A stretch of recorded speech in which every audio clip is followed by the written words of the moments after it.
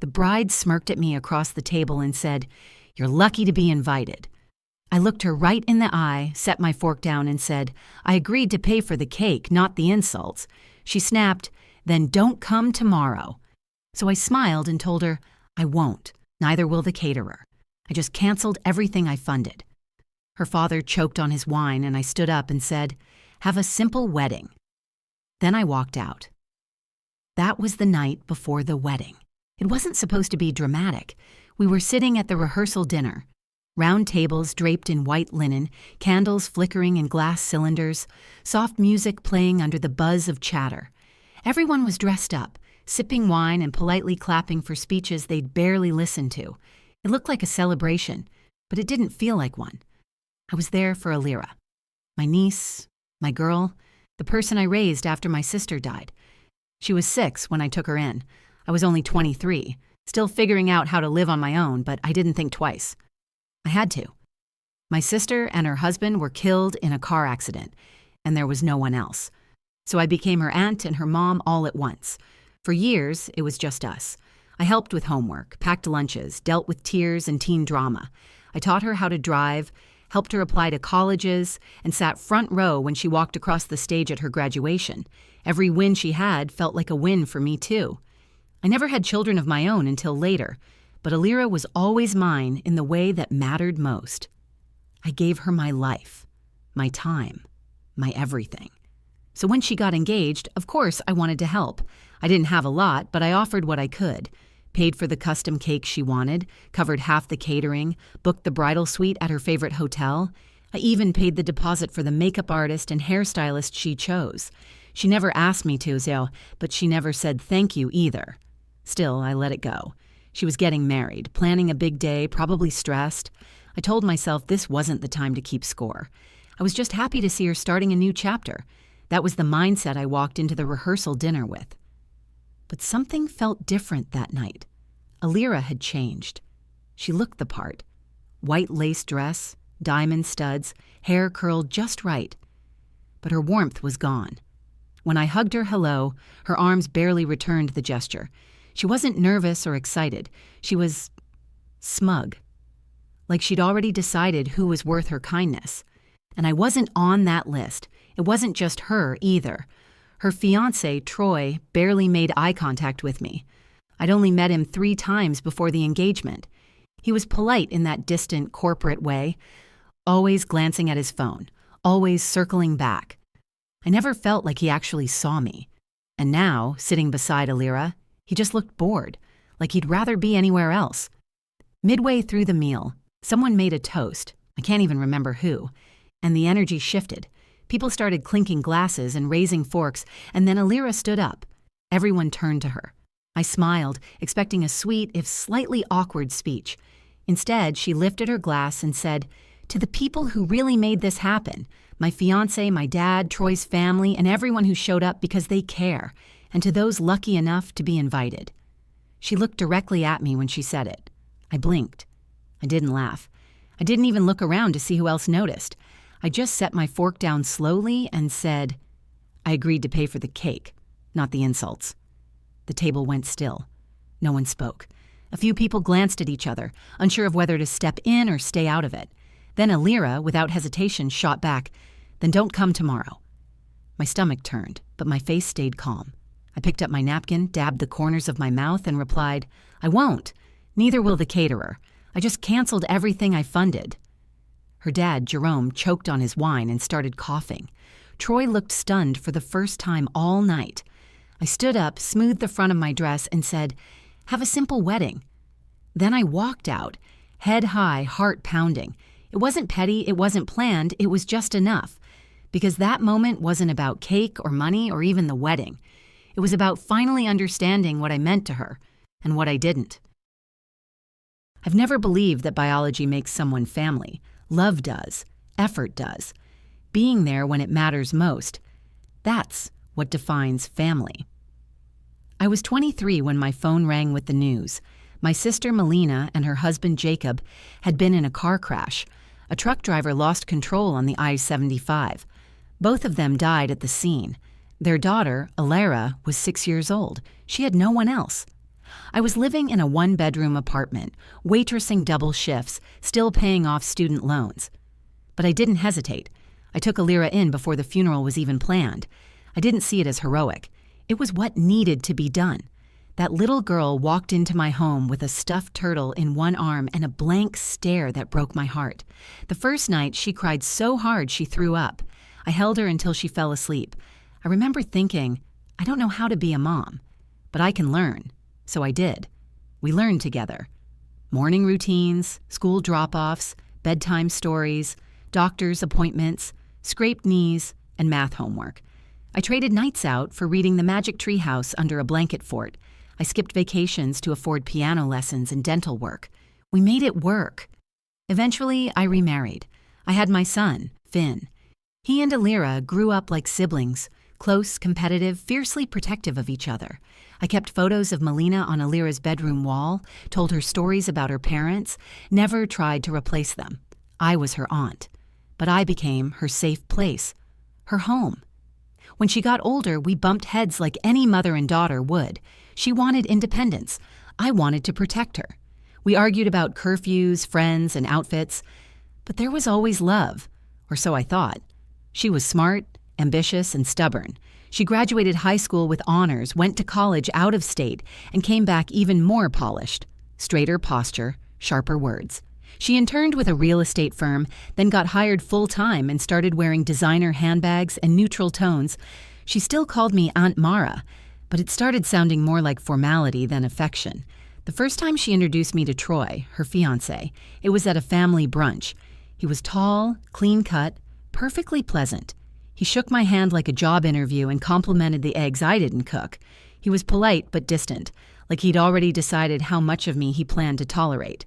After they left, Finn said, "He seems like someone who asks for the manager a lot."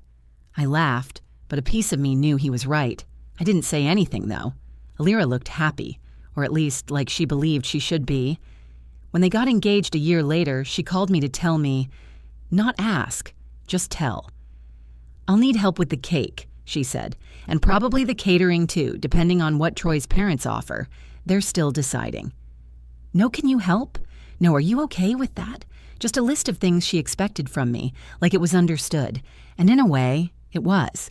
Because I'd always shown up, always said yes, when she wanted violin lessons instead of cello, when she chose the expensive college over the affordable one, when she changed majors halfway through junior year. I'd always supported her, emotionally and financially, even when it stretched me thin. This felt no different. I told her I'd pay for the cake. I covered half the catering bill. I booked her bridal suite as a surprise. I wired deposits to the vendors she picked and told her, "Don't worry, I've got it." I meant it. I didn't give out of guilt or obligation. I gave because I loved her, and I wanted her wedding to feel magical. Still, I couldn't shake this feeling. That I was being treated like a sponsor, not family. That I was funding something I wasn't truly a part of. The rehearsal dinner confirmed it. But in the days leading up to it, I tried to convince myself that I was imagining things, that her cold tone was just stress, that the missing thank yous weren't intentional, that the clipped text replies didn't mean she'd changed, just that she was busy. At that dinner, though, all the signs I'd brushed off became clear. The distance wasn't accidental, the disrespect wasn't subtle. It was rehearsed, like everything else. And I finally saw the truth I hadn't wanted to admit. I hadn't raised a grateful woman. I'd raised someone who saw loyalty as weakness and kindness as currency. That hurt more than anything she said that night. Because I didn't just lose a seat at a wedding. I lost someone I thought I knew, someone I'd loved like my own. And that loss didn't come in a scream or a slammed door. It came in a champagne toast with a smirk at the end. And it changed everything. The restaurant was beautiful. Floor-to-ceiling windows, dim pendant lights, white tablecloths, the kind of place where you whisper instead of talk. Alira had chosen it because it was Instagram-friendly and upscale without being gaudy. She didn't want anything that felt too traditional. Everything about the wedding weekend was curated. The colors, the wine list, even the background playlist that included exactly 2 jazz tracks and no country. We were seated at a long banquet-style table, immediate family in the middle, extended relatives and bridal party at the ends. I was placed somewhere near the center, close enough to hear everything but far enough to feel excluded from the real conversations. Troy's parents were at the opposite side, sipping their red wine and offering polite smiles to whoever glanced their way. They looked like they were waiting for an excuse to leave early. I sat between my son, Finn, and Jerome, Alira's father. Finn had changed into the dress shirt I'd bought him last month, the one he said made him look like a youth pastor, and kept tapping his phone under the table. Jerome kept asking about the wine selection like he hadn't already memorized it. Small talk filled the air like static, but under it was a quiet tension I couldn't name at first. Alira arrived 15 minutes late, which I chalked up to makeup delays or some bridal prep nonsense. When she walked in, everyone stood and clapped like she'd just arrived at a movie premiere. She wore a sleek white satin dress, not bridal, but close enough to signal she was the main event. Her hair was pinned back, her skin glowing, her smile sharp. She didn't hug me, she barely acknowledged me. Just a quick wave, a brush of her hand on my shoulder as she passed. That was my welcome. I tried not to take it personally. Maybe she was overwhelmed. Maybe something had gone wrong that morning. But when she greeted Troy's mother with a kiss on both cheeks and a long embrace, I felt it in my chest, like a bruise forming. The first hour passed slowly. Toasts began and people took turns, standing awkwardly, wine glass in one hand, napkin in the other. There were jokes about how Alira used to make Troy wait 2 weeks before responding to his first message. A few sentimental words from her college roommate. Even Finn leaned over and muttered, "These people rehearse their vulnerability," which made me almost laugh. Then came the moment that shifted everything. Alira stood, her champagne glass raised. She tapped a fork against the rim. The room quieted. Everyone turned toward her. She smiled like a politician. "I just want to thank everyone for being here," she began, "especially those who've supported us, believed in us, and made this weekend possible." There were nods around the table, a few murmured, "of course," responses. I smiled at her, thinking maybe this was the moment. Maybe she'd say something that showed she hadn't forgotten who stood by her longest. She continued, "It means so much to have our families here. My dad, of course. Troy's parents, who have been incredibly generous and kind." She turned her eyes toward the far end of the table. "And to those lucky enough to be invited, well, we hope you enjoy tomorrow." It was the smile she added at the end that did it. That deliberate, thin smile paired with a glance that landed directly on me.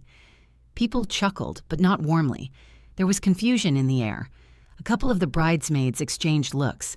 Finn's posture shifted beside me. I kept my eyes on Alira. My heart thudded once, hard. I didn't raise my voice. I didn't flinch. I simply said, "I agreed to pay for the cake, not the insults." Forks paused midair. A silence spread over the table like frost. I wasn't shouting, but I didn't need to. The weight in my words carried farther than volume ever could. Alira didn't blink. She tilted her head, lips still curled. "Then don't come tomorrow." It wasn't a slip. It wasn't said in anger or heat. It was controlled, intentional. I looked around. Troy's face had gone pale. His mother took a sip of wine without meeting anyone's eyes. Jerome reached for his glass and missed the stem. Finn whispered, "Wow," under his breath. For a moment, all I felt was heat behind my eyes. But I didn't cry. I didn't ask for clarity or softness. I didn't give her the power of my reaction. Instead, I took a breath, sat back in my chair, and absorbed the moment. She had drawn a line, clear and public, and I was about to respond in kind. After I said the words, "I agreed to pay for the cake, not the insults," and Alira fired back, "Then don't come tomorrow." Something shifted in the air. It wasn't just awkwardness. It was something heavier, a realization. There it was in front of everyone, the line between us drawn with no room for interpretation. She didn't hesitate. She didn't look sorry. She didn't even seem nervous about what she'd just said. She meant it. I looked across the table at Jerome, who just choked on his wine. He was blinking at me like he couldn't process what had happened. Troy sat motionless, staring at his plate like it had the answer. His mother reached for her husband's arm, trying to mask her discomfort behind a fake smile. No one said a word, except me. I nodded slowly, then said, "I won't." Neither will the caterer. I just canceled everything I funded. That's when the room cracked. Jerome froze mid-cough. Finn turned to me like he'd just seen a superhero unmask. Alira's smirk disappeared. Troy opened his mouth, but nothing came out. I stood up, calmly slid my chair back, picked up my clutch, and pushed in my chair out of habit. Every movement was measured, steady. I wasn't shaking, I wasn't yelling, but I felt like I was on fire, not with rage, but with clarity. As I turned to leave, I looked Alira in the eye and said, "Have a simple wedding." I didn't wait for a response. I didn't need one. I walked out of the restaurant and into the parking lot, the warm evening air hitting me like a wall. My heart was pounding now, but I felt lighter with every step. I unlocked my car, got in, sat for a moment, then pulled out my phone. I opened my messages and texted the caterer, a woman named Jules I'd worked with for months. "Please cancel services for the Holloway Wright wedding tomorrow. Request full refund per contract clause 4B. Family-funded cancellation. Follow up via email. Thank you." I didn't wait for a reply. I trusted Jules. She'd been professional and accommodating every step of the way. The cake was through a different vendor, a specialty baker named Nina. I texted her next. "Hi, Nina. I'm requesting cancellation of the cake order for Alira's wedding. I will cover any non-refundable balance. Please confirm. Thank you for everything." Then the hotel. I called directly. "Hi, this is Mara Ellison. I made the bridal suite reservation for tomorrow night under Alira Holloway's name. I need to cancel. Yes, I understand the policy. I'm aware it's within 24 hours. Yes, charge the penalty." The woman on the phone paused before confirming. She sounded surprised, but didn't ask questions. I appreciated that. Finally, I messaged the makeup artist and stylist I'd prepaid for. I kept it simple. Cancel tomorrow's booking for Alira Holloway. No longer needed. I sent all 5 messages within 10 minutes of leaving the restaurant. I watched the bubbles appear. Read. Delivered. Got it. Understood. Will confirm by morning. It felt final. But it didn't feel cruel. I hadn't screamed. I hadn't made a scene. I had withdrawn my support. The same support Alira had treated like an obligation. Like it was owed to her by default. She'd made it clear I wasn't welcome. So I gave her what she wanted. Distance. I drove home with the windows down. Finn texted me while I was at a red light. "You okay?" I responded. "I will be." He replied with a heart. He always knew when I needed one. That night, I sat on the edge of my bed and replayed everything. Not just the rehearsal dinner, but the years before it. All the ways I had shown up, supported her, stepped in when others stepped out. I didn't regret what I had done for her. I regretted that she thought none of it mattered. I wasn't punishing her. I wasn't sabotaging the wedding. I was removing myself from a space where I was clearly unwanted and taking my contributions with me. Actions have weight. Words have consequences. She told me not to come. And now she would see what my absence really looked like. Not just a missing seat, but a missing wedding. The next morning, I woke up earlier than usual. I wasn't nervous. I wasn't shaken. I felt calm, grounded. I made coffee, cooked breakfast, and sat on the couch with my son Finn, watching a rerun of some cooking show he liked to make fun of. It was just the two of us, and the quiet in the house felt earned. At 8:17 a.m., my phone buzzed. First call. Alira. I let it go to voicemail. Seconds later, a text came in. "Aunt Mara, what's going on? The caterer isn't answering. The venue says they didn't get the final confirmation. Did you cancel something?" I waited. 10 minutes passed. Another call. Another text. "We have no food. The cake shop says our order was canceled last night. What did you do?" Then the panic started to show. My hair and makeup artist didn't show up. The bridal suite reservation was removed from the system. Please call me now. Finn looked at my phone and raised an eyebrow. "You sure you don't want to answer that?" he asked. "I already did," I said, "just not with words." The next message came from Jerome. "Mara, it's Jerome. Look, I know last night got tense, but can we talk? Please call me. We need to fix this." There was no fixing this. I hadn't broken anything. I'd only stopped pretending. Alira had made her decision in front of everyone. She didn't want me there. She didn't value what I brought. Not my presence, not my help, not my years of sacrifice. She had made that crystal clear. Now she was dealing with what that meant. I got dressed, made another pot of coffee, and turned off notifications on my phone. Across the city, at the wedding venue, things were unraveling. The first sign of trouble was the missing catering staff. The venue staff weren't prepared to serve food. They only managed the space. They told guests the couple would need to make arrangements. People were confused. A few offered to help. A few left early. Then came the cake, or lack of it. Alira had picked a custom 3-tier almond and raspberry cream cake with edible flowers and gold leaf accents. It had been her dream cake, the one she wouldn't compromise on. Guests asked where it was.